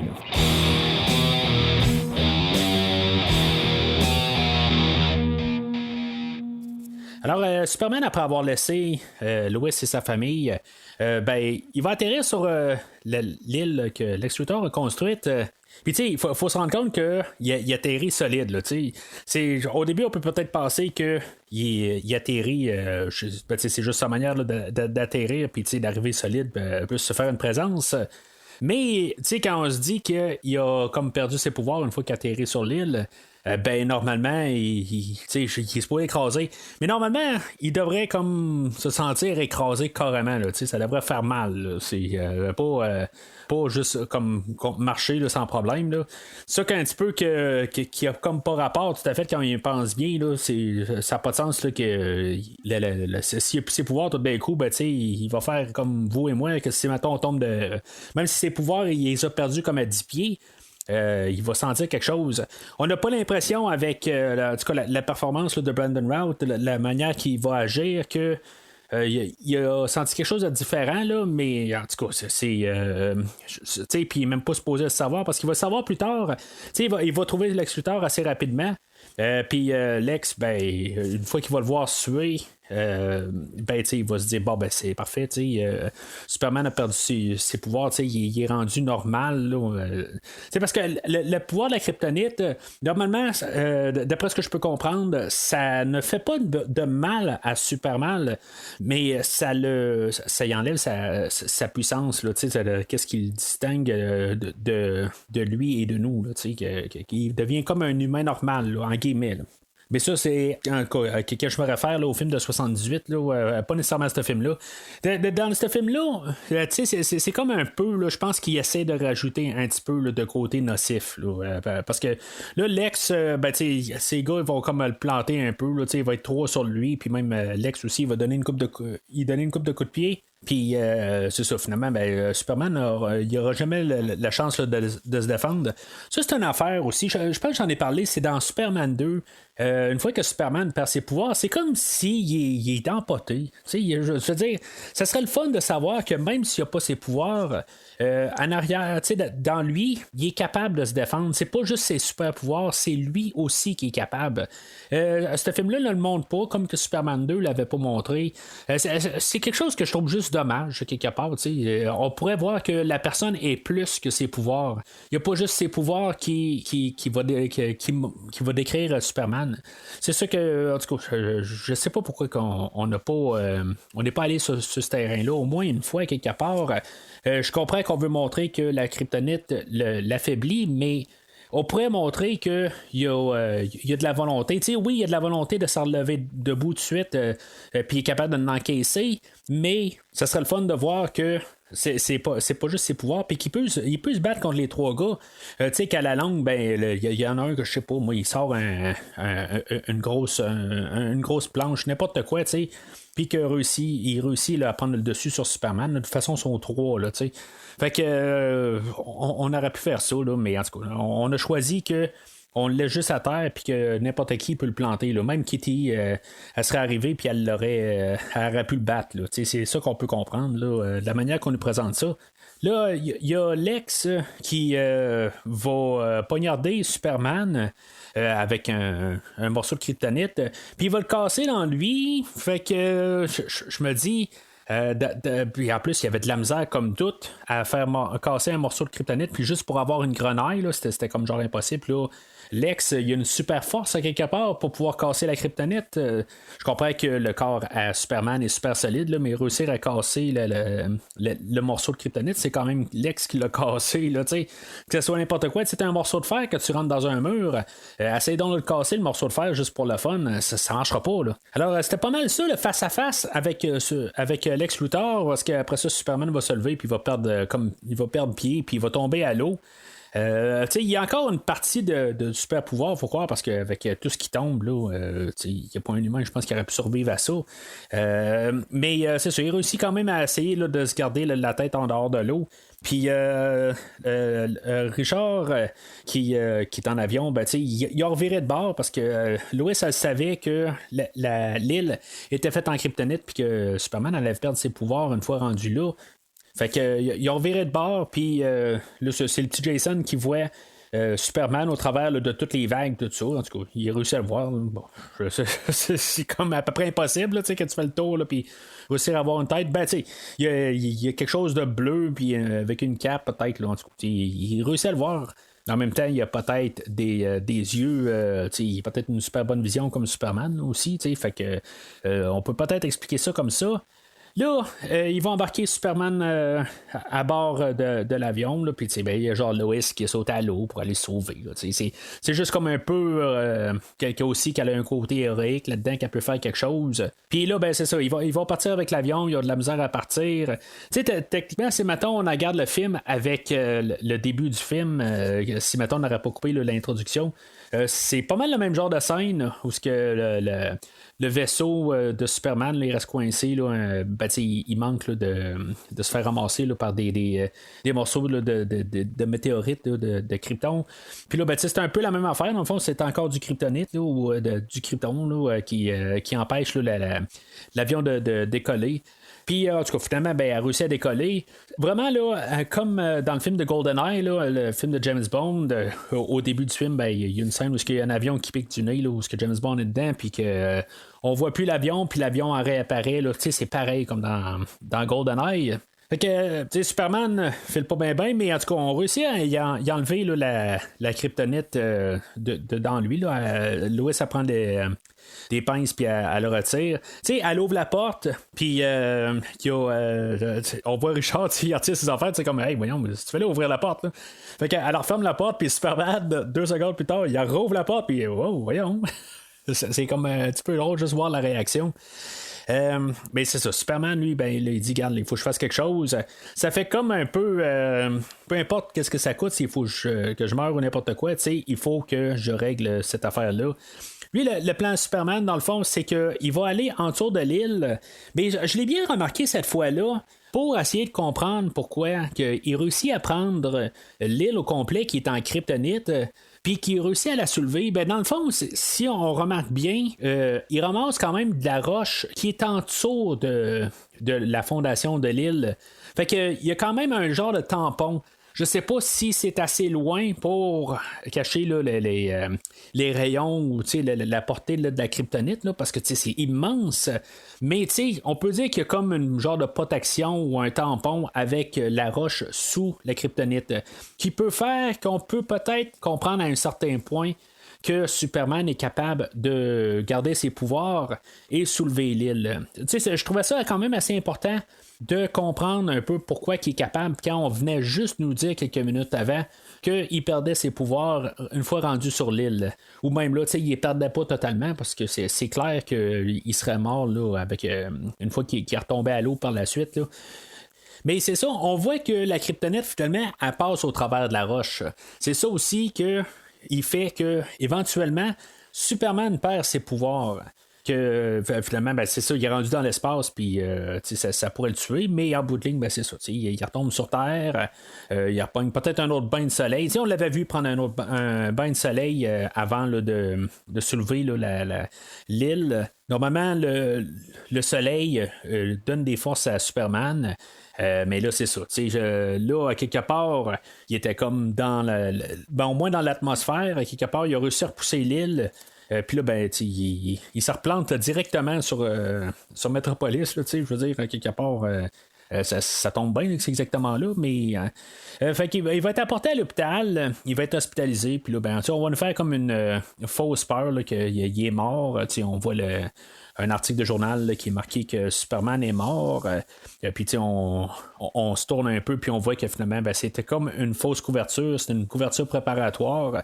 C'est ça que Perry White va arriver, il va dire aussi, il faut toujours être prêt à avoir cette couverture-là éventuellement. Mais Superman va être dans un coma. Dans l'opération, là, quand il essaye là, de le réanimer, il y a des affaires quand même qui. Je me pose comme question, comment ils en savent assez sur Superman pour faire quelque chose. Dans le fond, ils donnent des procédures qu'on donne à des humains ou des. J'imagine pour les vétérinaires, pour les animaux, des affaires de même, ça doit être pas mal similaire. Là. Mais on connaît pas nécessairement beaucoup sur Superman. Puis je sais pas s'ils connaissent que Superman, le pouvoir du soleil, ça le régénère. Parce que là, ils le mettent dans une chambre pendant qu'il est en coma. Puis ils gardent les stores fermés, quand peut-être que la lumière du soleil pourrait lui donner une chance. Peut-être que je sais pas à quelle partie du soleil il a besoin, peut-être juste des rayons UV.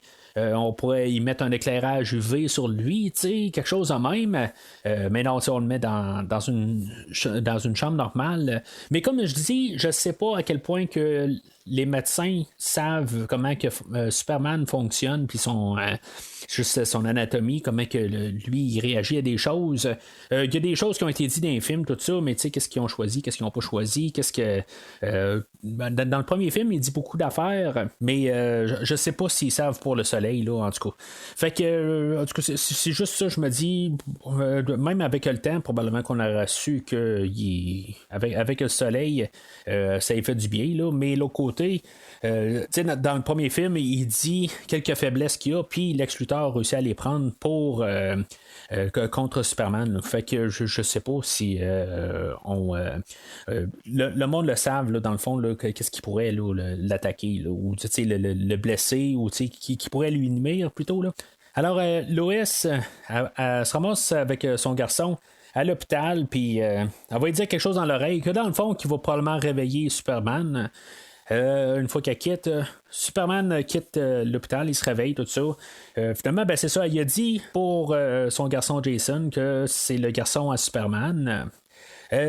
Superman va se ramasser chez Lois, puis c'est ça, dans le fond, il est comme content là, finalement qu'il n'est pas tout seul.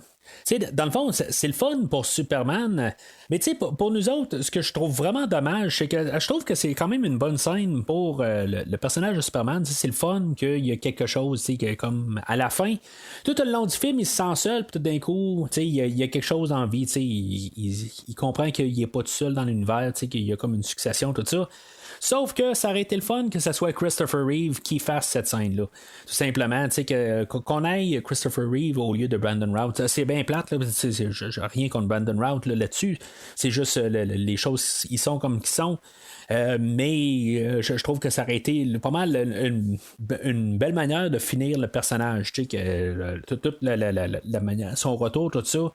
Mais c'est ça. Fait que il va partir de chez Lois, puis dans le fond, on sait qu'il n'est pas parti, tout ça, puis qu'il va revenir, là, en tout cas. Il y a un peu là, de va-et-vient là, avec Lois, tout ça, genre 2-3 mots.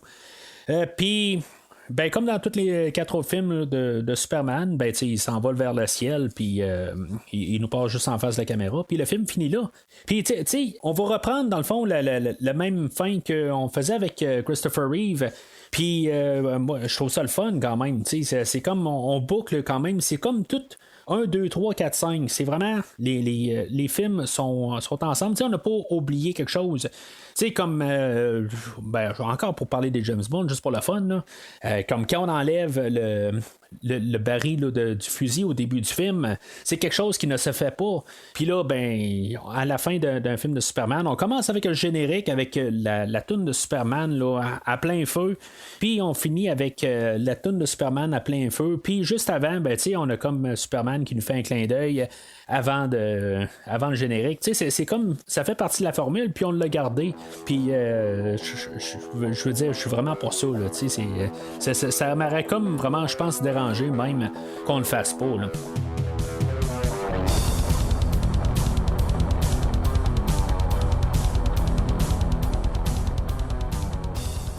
Alors, en conclusion, tu sais, ce film-là, il a fait à peu près 400 millions dans son box-office. C'est un film qui a été fait pour 200 millions. Tu sais, dans le fond, il est plus ou moins rentré dans son argent. Tu sais, quand on regarde ça, pour le prix qu'il a coûté, puis pour qu'est-ce qu'on s'attendait de faire, il n'y a pas eu de suite à ce film-là. Puis on dirait que les gens sont comme retournés vers ce film-là, puis on dit qu'il est pas très bon, puis je sais pas exactement qu'est-ce que le monde s'attendait de ce film-là. Moi, là, je veux dire, c'est un film que je trouve très solide. Il dure quand même 2h34, comme j'ai dit plus tôt, mais il n'y a pas vraiment un bout tout ce que je trouve long. Je trouve que c'est sûr que c'est pas le grand film d'action, c'est pas Superman 2. Tu sais, dans Superman 2, il est un peu plus court, puis il y a beaucoup plus d'action. Sauf qu'aujourd'hui, l'histoire qu'on nous donne, on a quand même une histoire assez profonde.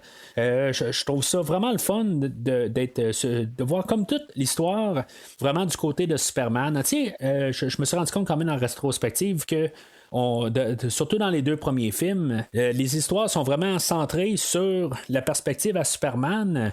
Mais on dirait qu'on y va. On a le conflit avec Superman et Jor-El, qui sont pas mal le point central du premier film. Puis, tu sais, là, c'est comme une autre vision de la chose. Quand Superman revient sur Terre, puis là, que tout d'un coup, il se sent abandonné, tout ça.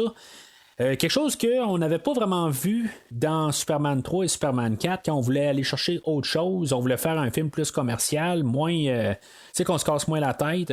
Là, on retourne un peu à la source. Puis oui, il y a des gens qui arrivent et qui disent ouais, mais c'est une genre de copie du premier film. Ben, tu sais, il y a une genre de formule qui a été suivie dans le film, mais ça n'en fait pas que c'est pas que c'est un mauvais film. Je veux dire, c'est un film qui est très solide. Le seul vraiment gros problème du film, c'est qu'on aurait peut-être dû avoir un autre acteur qui fasse Superman. Sauf que ça n'empêche pas que c'est un film qui est très solide. Puis là, attention, je suis pas en train de dire que c'est le meilleur des Superman. Je pense que probablement le film de 78 va être supérieur. Il faut que je réécoute Man of Steel éventuellement là, dans quelques mois. Pour savoir si c'est le meilleur ou pas. Puis je sais que dans Man of Steel, ça va être quelque chose de différent, vraiment totalement. Mais ce qui est juste pour du film d'aujourd'hui, je trouve que c'est vraiment quelque chose de je ne dis pas que c'est exceptionnel, sauf que qu'est-ce qu'on a fait comme film qui se tient tout seul, mettons. C'est un bon film, c'est un bon divertissement. Puis malgré là, ce que je viens de dire là, avec Brandon Routh, il y a Kate Bosworth qui est peut-être un peu jeune pour le rôle, puis qu'est-ce qu'on lui demande, mais c'est pas quelque chose qui me dérange tant que ça. Elle me dérange pas du tout là, dans le film. Il y a Kevin Spacey, je trouve qu'il fait bien son rôle, puis il est autant que dans le fond, c'est comme Gene Hackman, on aime ça le détester, tu sais. Fait que je trouve que sur toutes ces façades-là, ça va bien. Il y a juste des fois là, le rôle ou l'acteur là, de Brandon Routh que des fois aussi c'est les questions vestimentaires. Quand il est habillé en Clark Kent, je trouve qu'il y a encore quelque chose qui marche encore moins. Je pense qu'on a fait attention, on a fait pas exprès pour qu'il ait de l'air d'un bouffon un peu puis qu'on le prenne moins au sérieux, mais sauf que l'autre côté on a un médium visuel, puis que là c'est plus dérangeant pour nous autres, puis qu'on essaye de comprendre un nouveau Superman ou un nouvel acteur. Puis là, le fait que genre son linge n'est pas ajusté, il est comme mal peigné. Tout ça, je comprends qu'il essaie de comme cacher que c'est pas Superman, des affaires de même. Sauf que là, ça devient dérangeant un peu, puis c'est tannant, puis là, ça nuit à la performance qu'il veut donner. Là. Fait que, c'est comme j'ai dit, là, c'est pas pour attaquer Brandon Routh gratuitement. C'est juste que je pense que on aurait peut-être dû, au pire, à essayer de trouver quelque chose, je sais pas moi, d'attendre 1 an ou 2 qu'il y ait un petit peu d'expérience dans quelque chose d'autre ou quelque chose. Je sais qu'on n'aurait pas pu faire ça. Là. On n'attendra pas après un acteur qui est inconnu pour y donner le rôle, mais je veux dire, je sais pas, je peux pas croire qu'il n'y avait pas encore une autre centaine là, de personnes bâties qui voulaient le rôle là, qui était de 6 pieds et demi. Je peux pas croire là, qu'il y a juste lui qui a cogné à la porte. Puis encore une fois, je le répète, puis je le répéterai pas assez souvent, c'est rien contre Brandon Routh, c'est juste que avec un petit peu plus d'expérience ou peut-être juste mieux filtré ou quelque chose de même. On aurait pu avoir un film encore une meilleure coche là. Puis, je veux dire, je pense que ça aurait changé encore plus. Peut-être même l'opinion des gens. C'est ça là-dessus. Là, on n'a pas eu de Superman 6, même si on avait planifié d'avoir un Superman 6. Dans le fond, comme j'ai dit tantôt, le film a comme sous-performé. On espérait que le film, même s'il a fait de l'argent, là, à la limite, on s'attendait plus dans les 500 millions, là, mais je veux dire, quand même, le film a quand même fait 400 millions. Puis là, on se dit, bon, il n'a pas assez fait d'argent. Mais c'est sûr que l'autre côté, quand on regarde du côté de Warner Brothers, on se dit, ça fait super beaucoup d'années qu'on n'a pas Superman à l'écran. Puis là, on le ramène à l'écran, puis on a juste 400 millions. On s'attendait à pas mal plus que ça. C'est un des films les plus rentables de l'année, mais c'est pas le plus rentable quand normalement ça aurait pu être vraiment quelque chose de plus supérieur là, en fait là, de rentrée monétaire. Les critiques ont été quand même assez bien là, dans qu'est-ce qui s'est passé là. Je veux dire, le film a été bien reçu. C'est juste que les années plus tard, on dirait que les gens sont arrivés puis ils ont décidé là, de cracher sur le film. Je le vois vraiment pas pourquoi. Honnêtement, là, je comprends pas pourquoi on s'en retourne puis qu'on crache sur ce film-là. Peut-être que OK, le film il a sous-performé comme j'ai dit, mais ça fait pas que c'est un mauvais film là, puis que justement on a laissé tomber là, les idées pour une suite.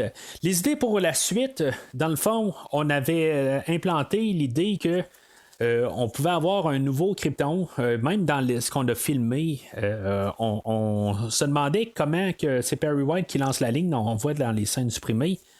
Il lance pour le fun à la salle de presse. Il dit comment qu'on peut appeler ça l'île flottante là, qui se promène dans le ciel.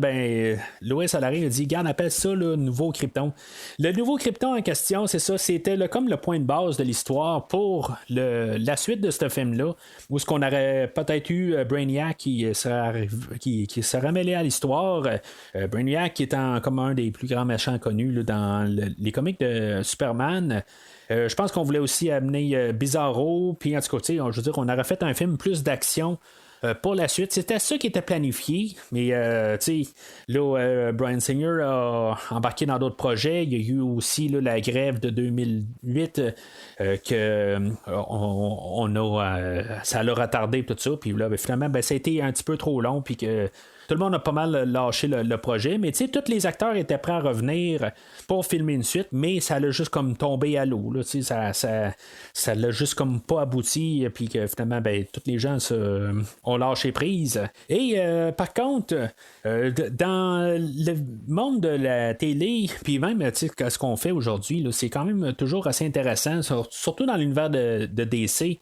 On a une émission, t'as Legends of Tomorrow, t'as Arrow, t'as Flash, t'as Supergirl, t'as maintenant Batwoman, puis je dois en oublier un là-dedans. En tout cas, c'est comme t'as un univers à télé, là, je pense pour l'instant, ils l'appellent encore le Arrowverse, mais c'est-tu autre chose, parce que c'était Arrow le premier show là-dedans. On a ramené cette version-là de Superman en une forme. J'ai pas vu les épisodes au complet. Là. On a fait, je pense que c'est un genre de spécial qu'ils font à chaque année où ce qui ramène des personnages de d'autres univers. Parce que dans la DC, on a un genre d'histoire là, qui s'appelle Crisis on Infinite Earths. Puis, ils mélangent comme des univers, tout ça. Puis, ça fait 2 ou 3 fois qu'ils font ça, qu'ils vont chercher des acteurs qui ont déjà joué là, dans des séries, là, qui ont fait le Flash des 90, qu'ils sont allés chercher Burt Ward, qui est le Robin là, de 1960. Ils sont allés chercher plein d'affaires de même pour comme créer là, cet épisode-là. Puis, en tout cas, finalement, ils ont ramené là, le Superman là, qu'on connaît là, de cet univers-là. Exactement tout ce qui se passe par la suite. Là, je veux dire, c'est sûr que, à ce que je sache, c'est juste quelques scènes. Mais Brandon Routh, je sais qu'il fait partie de cet univers-là. Il fait un autre personnage. Je pense qu'il est plus principalement sur la série Legends of Tomorrow, mais je peux me tromper.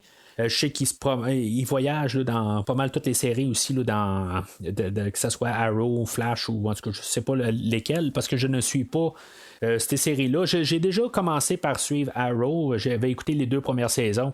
Puis quand Flash est embarqué, j'avais commencé quelques épisodes, là, puis là, ça s'en venait un petit peu trop. Là, quand là, on avait Flash, Arrow, on essayait de suivre, tout ça, puis après un bout, j'ai juste comme perdu le fil.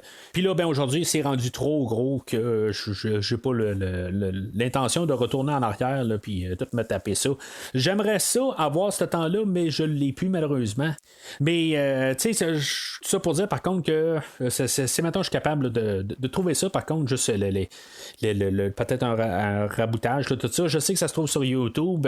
J'ai juste vu une scène, mais je pense pas que c'est la totalité là, de l'histoire de Superman là. Fait que je sais que quelque part, on peut. Il va parler de son garçon, tout ça. Qu'est-ce qui se passe là-dessus, dans toute cette histoire-là? Je le sais pas exactement où est-ce que cette histoire-là se termine. Puis, d'après moi, puisqu'on a déjà Brandon Routh sur le plateau, je crois ça doit pas être non plus fermé que ce Superman-là peut revenir là, d'une manière ou d'une autre. Là. Mais là, ils sont sur un point, par contre, de sortir une nouvelle série de Superman. Là, je sais pas exactement où est-ce que ça va s'en aller avec ça. Mais tout ça pour dire que le Superman d'aujourd'hui, le Kal-El qu'on a là, dans les 5 films de cet univers-là là, qui a été créé là, par Richard Donner, si on veut, c'est ça, il y a comme une continuité un petit peu, là, un épilogue ou un clin d'œil, ou je ne sais pas comment on peut appeler ça, là, peut-être vraiment plus un épilogue dans les séries télévisées là, dans ce moment, là, sous la forme là, de Crisis on Infinite Earths. Alors, c'est pas mal tout pour aujourd'hui. Le prochain épisode dans cette rétrospective-là, la prochaine fois, on va parler là, du Chevalier Noir. On va retourner dans l'univers de Batman. Puis éventuellement, on va arriver au Chevalier Noir, là, l'Ascension. Ça, c'est encore beaucoup plus loin parce que on va parler de Watchmen, on va parler de Jonah X, on va parler de la Lanterne Verte avant de se rendre là. Juste un rappel que je fais la rétrospective là, chronologiquement là, dans le temps, tout ça. Fait que il y a quand même une couple de films là, avant d'arriver là, finalement à l'univers étendu là, de DC. L'univers qu'on connaît présentement. Là, en tout cas, on va en parler une fois qu'on sera rendu à l'Homme d'Acier, qui est encore là, dans une couple de mois. Mais j'ai comme vraiment hâte là, d'arriver vraiment là, à l'Homme d'Acier après avoir fait tous les films là, en version chronologique. Puis voir comment là, la manière qu'on va regarder là, l'Homme d'Acier. Parce que en tant que tel, comme voir les films, une année on écoute tel film, puis 2 ans plus tard, on décide qu'on écoute Superman 4, puis pour X raison, je sais pas pourquoi on retourne à Superman 4, là. Même si je pense j'ai donné quelque chose comme un jaune ou un vert, que c'est un film que j'ai quand même apprécié là, pour le peu qui était, là, mais du coup, c'est quand même des films qui sont le fun à écouter. Mais quand on les regarde hors contexte, des fois, ça donne une autre perspective aux choses. Puis là, j'ai hâte de retomber là, sur l'Homme d'Acier, puis voir qu'est-ce qu'on a fait, puis de juste le voir dans le temps, tout ça. Essayer de repartir à zéro, puis de reparler avec vous, là. Alors, entre-temps, vous pouvez suivre le podcast sur Facebook et Twitter. N'hésitez pas à commenter le film d'aujourd'hui. Est-ce que pour vous, je veux dire, il mérite sa réputation? C'est une bonne raison là, de dire que le film du retour de Superman, c'est vraiment là, un morceau qu'on doit cracher dessus. Pour moi, ça ne l'est pas, mais peut-être que pour vous, ça l'est. Peut-être que vous êtes en désaccord avec moi.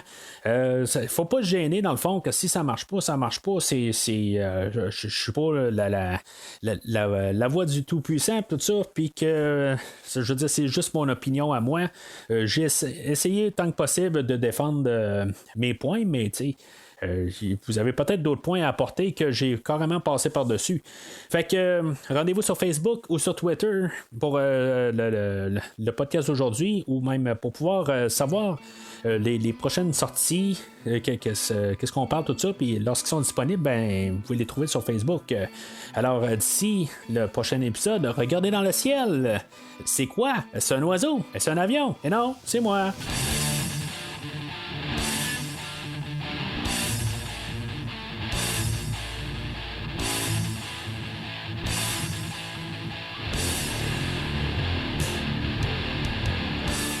Merci d'avoir écouté cet épisode de Premier Visionnement.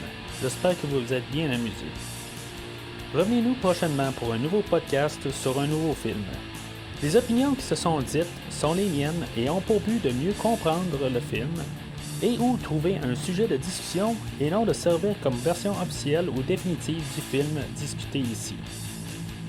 N'oubliez pas de suivre la page Facebook de Premier Visionnement pour être informé de nouveaux podcasts. Vous pouvez écouter Premier Visionnement sur plusieurs plateformes, dont Spotify, YouTube et Stitcher. Merci et au prochain épisode.